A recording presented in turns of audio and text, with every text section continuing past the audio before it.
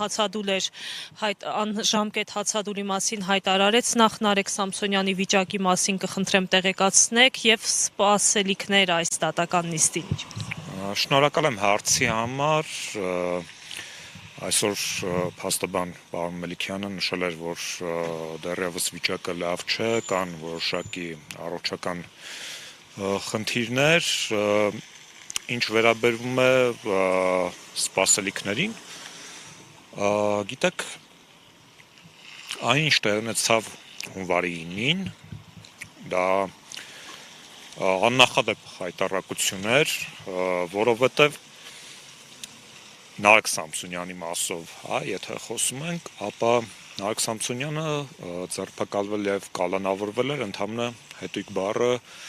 արտաբերելու համար։ Եվ նա կալանավորվեց 2 ամսով եւ հետագայում կալանքը թե նրա եւ թե Վազգեն Սահաթելյանի, ով նույնպես կալանավորվել է ընդհանրը խոսքի համար, ազգային ժողովի նախագահի պաշտոն զբաղեցնող անձնավորության վիրավորանքներին պատասխանելու համար։ Գիտեք, աբսուրդ է, որ Հայաստանի Հանրապետությունում մարդիկ կարող են կալանավորվել քաղաքական խոսքի կամ քաղաքական թեկուզ սուր քննադատության համար։ Եվ հունվարի 9-ին տեղ ունեցածը այդ առումով ամենախայտառակ երևույթներից մեկն էր եւ մենք պետք է փաստենք, որ բռնաճնշումները, որոնք որ առկա էին Սամսոնյանի եւ Սահաթելյանի նկատմամբ, ըստ էության շարունակվում են եւ դատարանը որպես այդպիսին այդ որոշումով, կալանքի երկարացման որոշումով ցույց դրեց, որ հանդիսանում է այս վարչախմբի կցորդը, այսպես ասած, եւ սպասելիքները, գիտեք ինչի հետ են կապված, որ հանրությունը պետք է իր ձայնը բարձրացնի, հասարակական, քաղաքական ընդդիմադիր ողջ շերտը պետք է իր ձայնը բարձրացնի, որպեսզի ստիպեն պատկան մարմիններին գործել արդարադատության շրջանակներում եւ ոչ թե բավարարել իշխանությունների կամայականությունները կամ կմահաճույքները եւ այս առումով տեսեք Նարեկ Սամսոնյանը հացադուլի մեջ էր, ինչի էր ինքը հացադուլի մեջ, իր պահանջը իրեն անհապաղ ազատ արձակելն էր, հացադուլի ընթացքում ցավոք սրտի, սակայն բնականորեն նրա առողջական վիճակը վատացավ եւ նա հոսպիտալացվեց բուժհաստատություն, բայց արդյոք Սամսոնյանի պահանջը, որը որ հիմք էր դարձել հացադուլի կատարածվելը,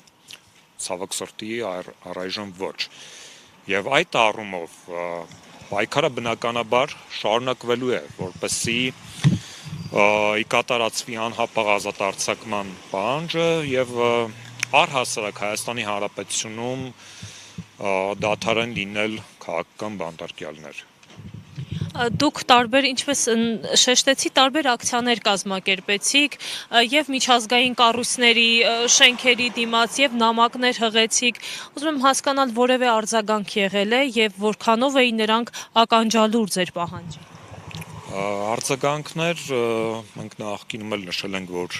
եղել են, բայց օրինակ ԵՄ-ի արձագանքի մասով դա ըստ էության ոչինչ չասող արձագանք էր եւ միջազգային կառույցների դեմ ակցիաները, այդ պատկան մարմինների արչեւ ակցիաները նպատակ ունեին կառույցների ուշադրությունը հրավիրել Հայաստանի Հանրապետությունում այն բանի վրա, որ խոսքի համար մարդկանց կարող են կալանավորել։ Եվ այդ առումով բնականաբար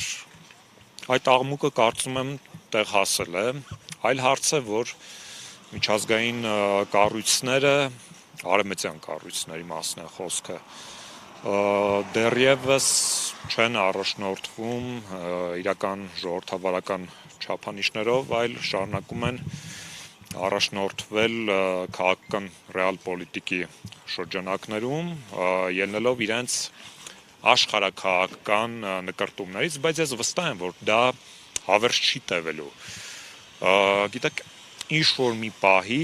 այս վարչախումբը դադարելու է հետաքրքրել իրենց, հա, իրենց աշխարհաքաղաքական նկարտումների շրջանակներում եւ այդ ժամանակ նրանք հիշելու են, որ Հայաստանի Հանրապետությունում կան քաղաքական բանտարկյալներ, նրանք հիշելու են, որ Հայաստանի Հանրապետությունում կալանավորված էին խոսքի համար Նարեկ Սամսոնյանը, Վազգեն Սահաթելյանը եւ մեր խնդիրն է, որպեսզի մենք այդ ճնշմամբ օր առաջ կարողանանք այդ օրը բերել։ Եվ Ստրասբուրգում Արարատ Միրզոյանը խոսում է ժողովրդավարությունից։ Եթե օրինակ մենք չապրեինք Հայաստանի Հանրապետությունում եւ չիմանայինք թե ինչ է տեղի ունենում, տպավորություն էր ստեղծում, թե Հայաստանում ընդհանրապես քաղբանտարկյալներ չկան եւ Հայաստանը իսկապես ժողովրդավարության բաստիոն է։ Դժվար գործ է իհարկե մեկնաբանել իշխանության ներկայացուցիչների ասածները, որովհետեւ եթե ստախոսության առումով որովե չափանիշ լիներ, ապա նրանք վստահաբար կգրանցվեին Գինեսի ռեկորդների գրքում։ Իրենք բնականաբար ասելու են, որ Հայաստանի Հանրապետությունում չկան քաղաքական բանտարկյալներ, բնականաբար շարունակել են նշել, որ իբրև թե Հայաստանի Հանրապետությունը ժողովրդավարության բաստիոն է, բայց բոլորս գիտենք եւ վստահ եմ նաեւ Ստրասբուրգում այդ միջոցառման շրջանակներում գտնվող անձինք, ովքեր լսում էին արտգործնախարարի պաշտոնը զբաղեցնող անձնարարության ելույթը, իրենց մտքում բնականաբար քմծիծաղ էին տալիս եւ վստահաբար գիտեին, որ Հայաստանի Հանրապետությունում ժողովրդավարության առումով կան լրջագույն խնդիրներ, Հայաստանի Հանրապետությունում կան քաղաքական բանտարկյալներ, իդեպ Նարեկ Սամսոնյանի եւ Վազգեն Սահաթելյանի առաջին կալանավորման ժամանակ բազմաթիվ արևմտյան կառույցներ, լուրջ արևմտյան կառույցներ, Amnesty International-ը, Freedom House-ը նշել էին, որ նրանք քաղաքական բանտարկյալներ են եւ հիմնամնիմի առաջին գործը հստակ քաղաքական հետապնդում էր։ Շնորհակալ եմ։